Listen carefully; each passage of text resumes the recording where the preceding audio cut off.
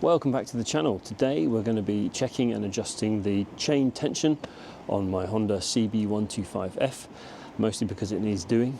And this is one of the jobs that bike owners will do most frequently. After you've learned how to check your tyre pressures and check your light bulbs still work and fill up the tank with petrol, this is the thing you need to do most often.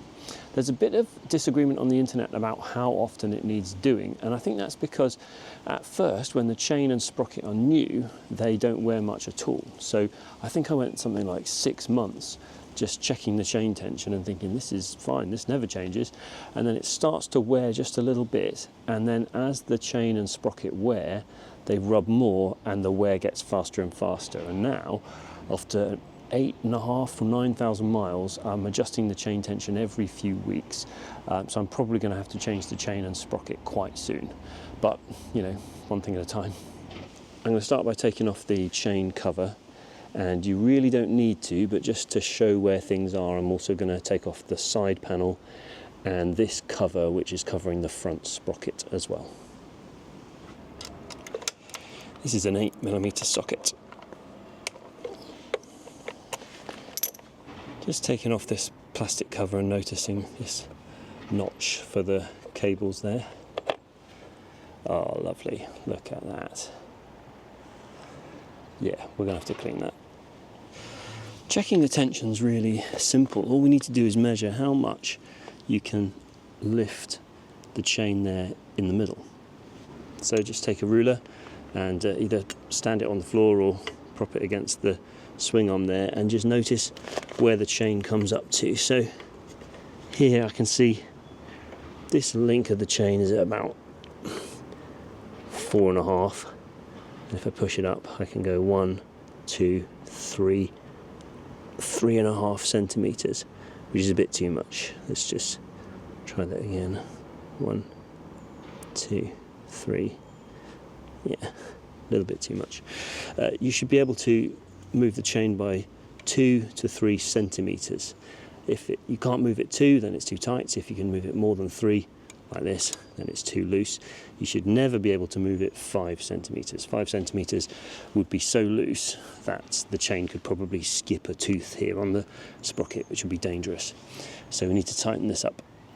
And we do that with these adjusters here. So you can see the window where the axle can slide forwards or backwards on both sides, and then on the back here we've got 2 nuts. So the inner one is the adjuster that you tighten or loosen to adjust the tension, and the back one is just a lock nut, and very helpfully they're 2 different sizes. So you need a 10 and a 12mm spanner for these, and to loosen the rear axle first you need a 14 and a 19mm spanner. The 14mm spanner goes on the left and the 19 on the right, and we just loosen up.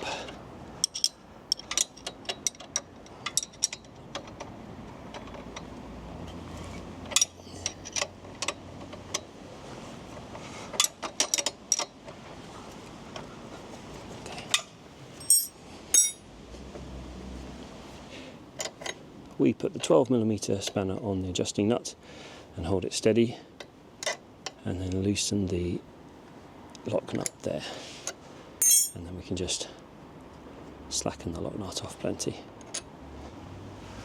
Just do the same on the other side.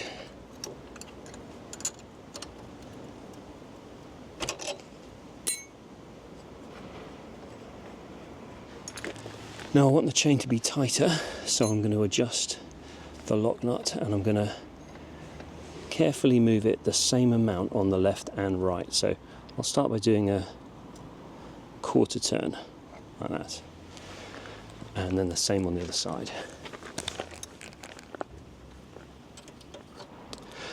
Just quickly check the tension. Yeah, it's a little tighter, but we need more. Let's do another quarter turn.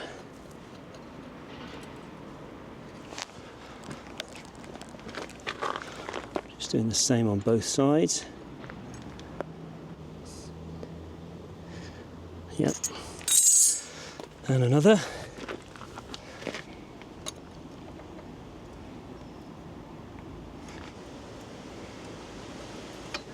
I think we're up to about 20 millimeters now. 1, 2, yeah. So the chain's at 20 millimeters of deflection now. We just need to make sure that the wheel is straight. Right, we need to make sure that the back wheel and the front wheel are in line with each other. So the front wheel obviously can turn on the handlebars, so if that's in the centered position, we need to make sure that the back wheel is not angled to the left or right. So there's 3 ways I know of to do that. There's the string method, which to be honest I found a bit hit and miss. You're supposed to tie a string around the back wheel and then run the strings to the front. Obviously you've got to avoid the center stand.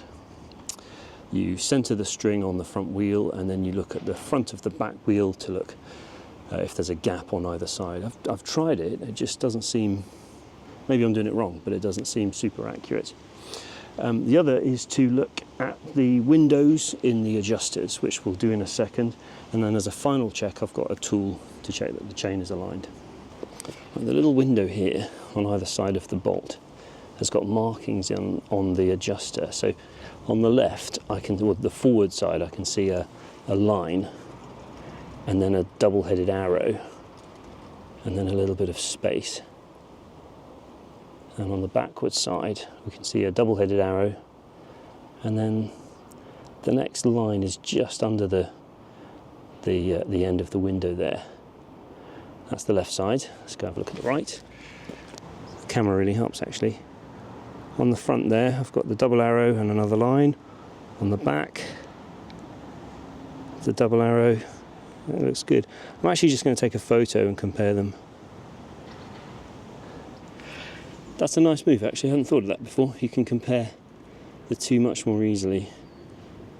And just judging by the markings, I think the wheel is level, but let's grab the tool and double check. This is tricky to film. I hope you can see that all right. Yeah, so it's just a stick on a bit of metal, so I doubt very much I paid for the Motion Pro version. The design of the sprocket, unfortunately, on this bike means you can't just clamp it on and leave it. You have to hold this edge here against the back of the sprocket, like that. And then you just look down from the back, so I'm right at the back, and look down the line and see if the rod is pointing down the chain. If the back wheel is straight, the two sprockets will be pointing at each other. And if it's angled, the chain will be coming off the sprocket at an angle, which wouldn't be good. So we want the chain and the sprockets to be in line. If the stick looks like that, then the wheel is pointed to the right and you need to move it left. And if it's like that, you'd need to move the wheel to the right. I think that's good. I'm happy with that. Now I'm going to tighten up the lock nuts without moving the adjuster nuts. So just put your spanner on there and hold it still. And then tighten the lock nut on the outside.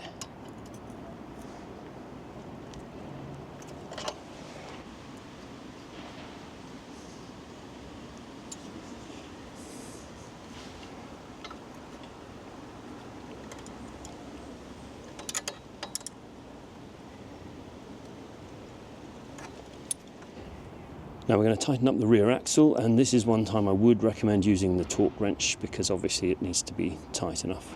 So we're going to tighten this to 54 Newton meters.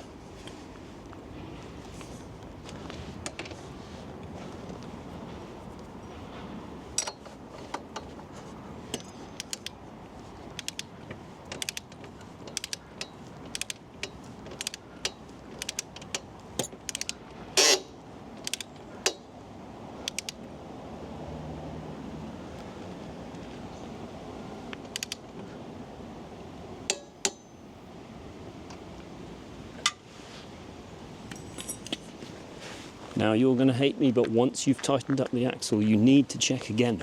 Things can move if you're not careful. So I'm having another look at the windows. And I'm going to look at the chain tool again. Okay. And most importantly, I'm going to check the tension. Let's see. 1, 2, yeah, 20 millimeters, good. Just while we're here, a quick word about wear and tear on the chain. As I said, once the chain and sprockets start to wear, you can see the shape of the teeth there. The wear gets faster, so I do anticipate changing this chain quite soon. Another way you can tell is by pulling on a link at the back of the sprocket here. If you can uncover, they say, half a tooth. Almost there.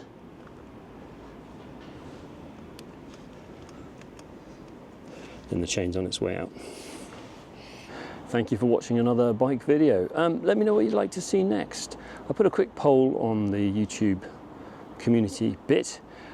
We could do more service and maintenance videos if there's something that you need to do, you need to know how to do it, that I'm capable of doing. You might like to see more reviews of gear like clothing and accessories. You might be interested in filming. So this is a DJI Osmo Action 4 and the different ways I make videos and shoot them. Or you might be interested in riding in general. So how I got to riding, how I got my license, what it feels like to ride a motorbike. I assume that you do, but maybe you don't. Maybe you're interested in starting. Let me know what you'd like to see next. Thanks again. Bye.